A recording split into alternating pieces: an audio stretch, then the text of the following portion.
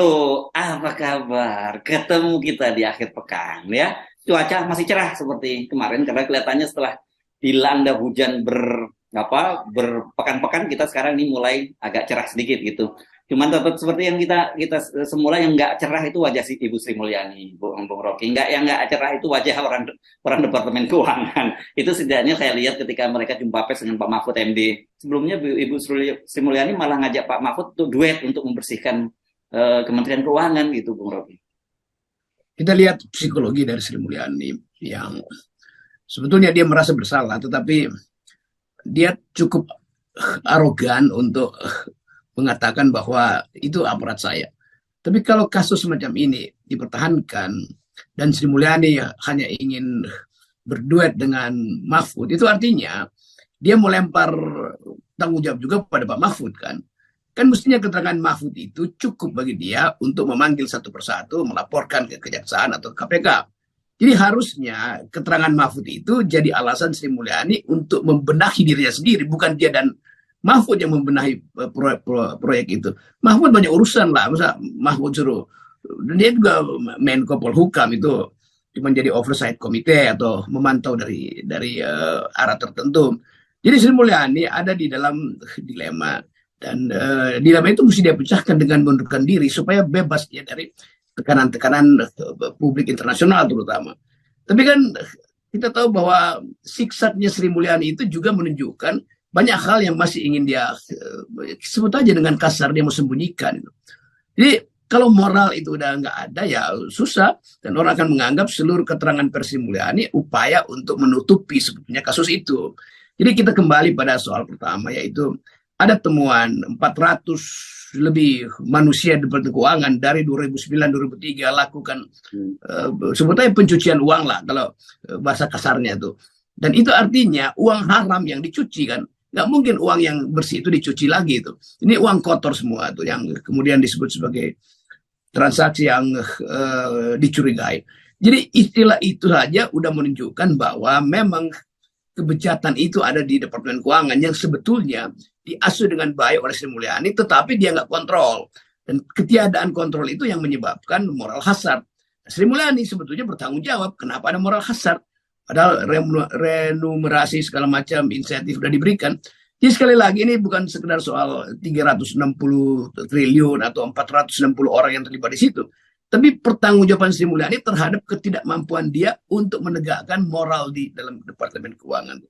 Nah Mahfud tentu datang dengan data dan itu nggak ada urusan dengan moral nggak moral. Memang dia tahu kok. Karena Mahfud adalah pengendali sistem untuk mengantisipasi korupsi kan. Jadi Mahfud kasih data, mestinya Sri Mulyani anggap data itu teguran bagi dia tuh, itu dasarnya. Sekaligus Mahfud kirim sinyal bahwa menegur Sri Mulyani artinya menegur juga presiden. Karena kan atasnya kan presiden, cuman Pak Mahfud kan nggak mungkin bilang nih Pak Jokowi pasti tahu tuh. Tentu juga Pak Jokowi nggak tahu, tetapi teguran Mahfud Pak Jokowi sebagai presiden gagal untuk membuat Sri Mulyani itu teguh di dalam mengelola departemen yang paling kaya di Indonesia, Departemen Keuangan. Nah, kalau kita lihat, kita amati Pak Mahfud siksak nih ya, atau tarik ulur lah gitu ya. Di satu sisi dia nekan Ibu Sri Mulyani dengan melemparkan data bahwa ada 300 triliun transaksi keuangan mencurigakan yang sudah sejak tahun 2009 dilaporkan dan itu ternyata tidak ditindaklanjuti, baru jadi tindaklanjuti kalau sudah jadi kasus gitu. Dan kemudian Ibu Sri Mulyani menyatakan bahwa dia tidak baca laporannya, terus dijawab oleh Kepala PPATK bahwa itu dikirimkan dalam 200 berkas gitu ya. dan itu per individu. Artinya itu udah ini memang betul-betul menunjukkan betapa namanya Inspektorat Jenderal di Ibu Sri Mulyani itu nggak berjalan gitu.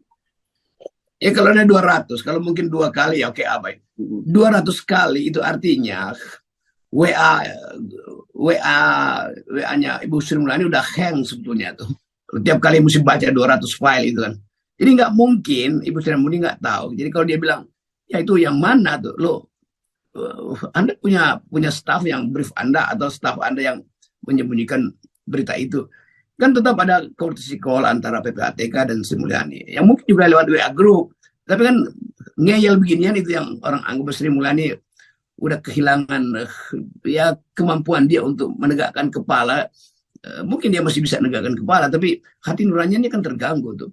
Jadi cari-cari cara untuk menghindar dari apa yang sudah jadi kasus selebrasi, apa yang sudah jadi kasus yang diselebrasikan hari ini. Anda tadi saya sepakat itu ya. Untuk Departemen Keuangan itu adalah tanggung jawab Ibu Sri Mulyani. Tapi untuk kekacauan yang terjadi di negara ini ya Pak Jokowi, karena kasus ini sebenarnya ini kan hanya heboh yang sekarang Departemen Keuangan. Sebelumnya heboh Pak Jokowi bahkan sampai panggil kepolisian. Sekarang muncul lagi kasus di BPN, ada pejabatnya juga yang pamer harta benda, harta kekayaannya dan sebagainya. Jadi ini sebenarnya seperti kita kemarin sebut juga ini fenomena gunung es dari pemerintahnya Jokowi gitu yang jadi saya paham kalau kemudian Pak Mahfud seperti tarik ulur gitu ya menyatakan bahwa ini bukan kasus korupsi ya, ini bukan ini lebih gede dari, tapi itu kan dia jawab itu lebih gede dari kasus korupsi. Ya pencucian uang itu kan memang uang haram yang disamarkan gitu ya.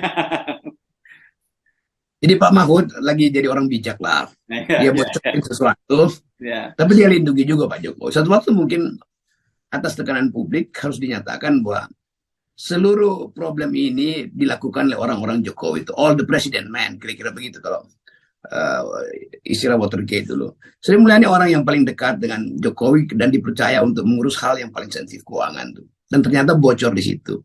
Itu penanda pertama bahwa Jokowi tidak mampu untuk memberi semacam sinyal awal bahwa jangan sampai Departemen Keuangan itu jadi tempat pencucian uang tuh. Jadi kalau uang dicuci di mana, di Departemen Koperasi mungkin atau Departemen Kementerian Olahraga, ya oke lah itu dianggap sebagai kecil-kecilan. Ini dicuci di wastafel negara, yaitu Departemen Keuangan. Diterang-terangan dicuci di situ. Masa nggak bisa dideteksi? Departemen Keuangan punya segala macam sistem dan sistem itu dibangun atas dasar integritas, lalu dikombinasikan dengan para auditor yang berpengalaman, tapi tetap bocor juga. Kenapa? Karena yang main memang dari dalam. Jadi mencuci uang dari dalam di rumah sendiri itu betul-betul kejahatan yang sempurna tuh. Anda tadi menyinggung soal reputasi Ibu Sri Mulyani ya, saya kira, dan ini menyangkut satu bagi kita itu ada reputasi negara dulu yang pertama ya, Bung Rocky, karena ini Departemen Keuangan seperti Anda sebut tadi, ini bendaharanya negara, pasti publik internasional juga tidak akan, wah ini gawat kalau skandalnya aja langsung di Departemen Keuangan. Yang kedua, bagaimanapun reputasi internasional Ibu Sri Mulyani pasti tercoreng juga. Ini kalau Ibu Sri Mulyani tidak serius menanganinya dan malah menghindar seperti sekarang, tidak menghindar dalam bertemu dengan Pak Mahfud dan sebagainya, ini Ibu Sri Mulyani saya khawatir reputasi internasional itu akan tercoreng dan bahkan jadi paria dalam komunitas internasional. Saya kira itu sudah terjadi itu, dan kan reaksi pasar uang internasional sangat peka dengan soal beginian, dan pasti sudah dibicarakan bahwa Sri Mulyani tidak bisa lagi dijadikan mercusuar untuk keamanan investasi di Indonesia itu. Jadi semua yang dibayangkan oleh Presiden Jokowi bahwa investor akan masuk itu segera dibatalkan dengan kasus ini karena ketidakjelasan sikap Sri Mulyani itu. Lain kalau Sri Mulyani bilang oke, saya bersalah, saya mundurkan diri, maka ada peluang bagi investor asing untuk menilai kembali apa sebetulnya yang salah di dalam kebijakan Sri Mulyani dalam soal integritas di bidang keuangan tuh. Pak Jokowi mungkin nggak punya lagi calon di situ kan untuk gantiin itu. Jadi kerumitan itu ada di dalam kalkulasi Pak Jokowi sekarang, mau digantiin siapa? Pak Sri Mulyani. Demikian juga Sri Mulyani mungkin secara angkuh mengatakan emang ada yang bisa gantiin gue. Kira-kira itu. Jadi tukar-menukar moral ini yang memburukkan citra Indonesia di publik internasional. Tukar-menukar moral yang rusak itu sebetulnya. Oke, jadi sebenarnya kalau kita tarik tadi ke persoalan ini udah sistemik. Nah, saya kira gitu mungkin ya yang lebih tepat seperti ini. Kan kalau dulu Ibu Sri Mulyani dalam kasus Senturi itu alasannya membail out itu karena ada dampak sistemik. Saya kira ini juga layak di bail out karena ini sudah sangat sistemik itu, Bung Rocky. Iya, 360 triliun itu artinya 300 triliun, Bung Rocky. 300 triliun itu, dan Pak Mahfud bilang ya mungkin lebih banyak lagi itu. Jadi kita mulai berpikir bahwa Mahfud tahu banyak hal tuh, dan pengetahuan Mahfud tentu akan dia pakai juga sebagai alat untuk mensuplai informasi perlahan-lahan sambil memperbaiki citra Pak Mahfud yang selama ini dianggap sekedar sebagai petugasnya Pak Jokowi. Ternyata Pak Mahfud yang sering saya duga bahwa Mahfud itu menyimpan semacam energi etik sebagai akademisi itu. Dan itu yang membuat saya selalu menganggap memang Mahfud tetap teman saya dalam berpikir, walaupun kadang-kala saya kritik dia atau dia kritik saya. Tetapi ada hal yang kita anggap bagian kejujuran seseorang yang melihat bahwa negara dalam keadaan berbahaya, maka dia mesti ucapkan itu tuh. Bayangkan misalnya kalau Mahfud nggak ucapkan itu, mungkin dalam 2 hari ini udah berubah dari 300 triliun di 350 triliun. Ya, ya. Black market of bad financial system ini kan. Jadi ekosistem di Departemen Keuangan itu menunjukkan ekosistem bernegara kita tuh. Dan di atasnya ada kepala negara yang memelihara ekosistem yang buruk ini kan. Situasinya begitu aja. Ya kalau kita mau gampangkan cara melihat, dan memang gampang melihat itu karena ini soal yang orang duga dari awal pasti ada sesuatu yang nggak benar nih di dalam perlengkapan Sri Mulyani. Jadi alat-alat Sri Mulyani untuk menegakkan etika itu udah patah di mana-mana tuh. Kalau misalnya dulu kan kita bikin asumsi kalau eselon 3 punya kekayaan sekian triliun itu apalagi pejabat-pejabat yang lebih dekat dengan sumber-sumber resmi, yaitu pejabat eselon 2, eselon 3 segala macam lah, yang kemudian juga merangkap jabatan sebagai komisaris ini, komisaris itu. Dan itu semua pasti sepengetahuan Sri Mulyani kan. Karena setiap hari mereka bertemu di meja makan untuk bahas keadaan.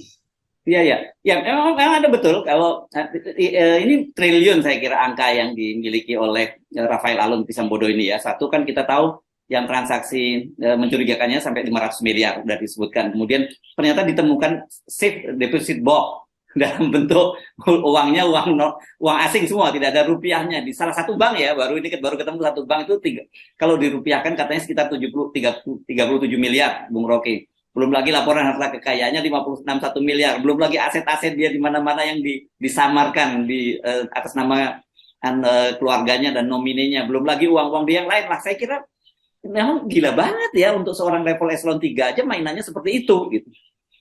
Masa Sri Mulyani nggak bisa deteksi hal semacam ini? Ya. Undangan-undangan, lalu lintas dia bertemu dengan orang-orang yang sebetulnya sekelakuan dengan saudara Rafael, kan dia bisa deteksi kan?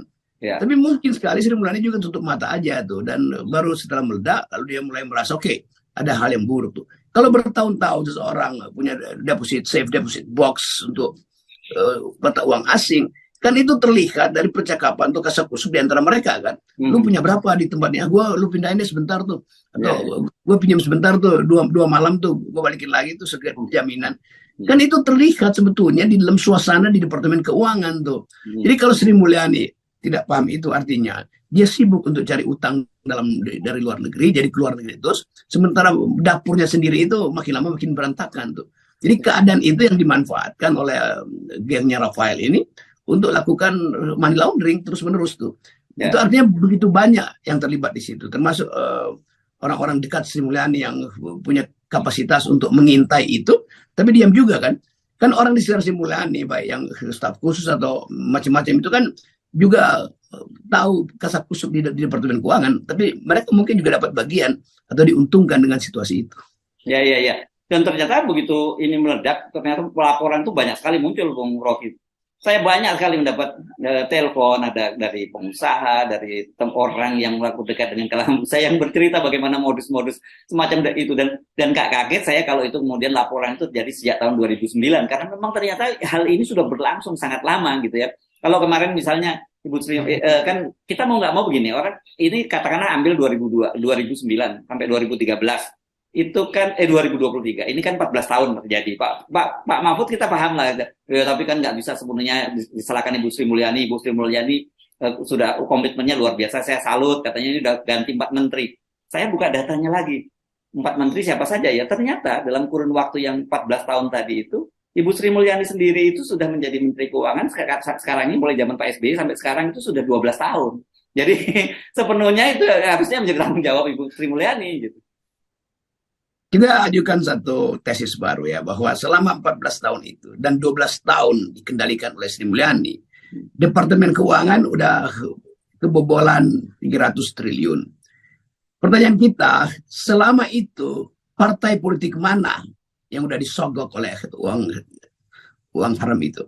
Kan ini adalah uang yang juga beredar di kalangan partai politik, atau anggota DPR mana yang dapat aliran dari situ. Sama seperti kita membayangkan tuh rekening 303 mengalir kemana aja sih?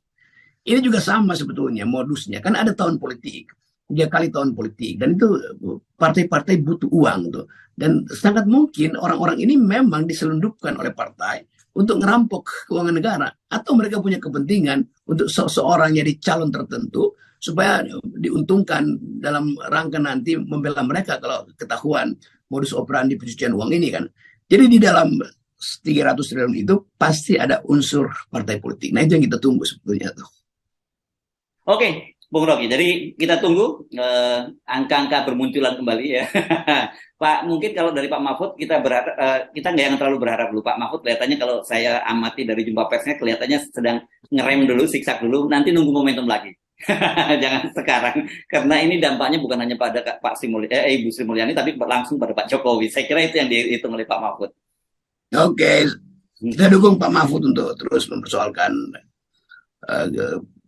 potensi Indonesia lenyap karena pencucian uang. Yes, oke, 0%.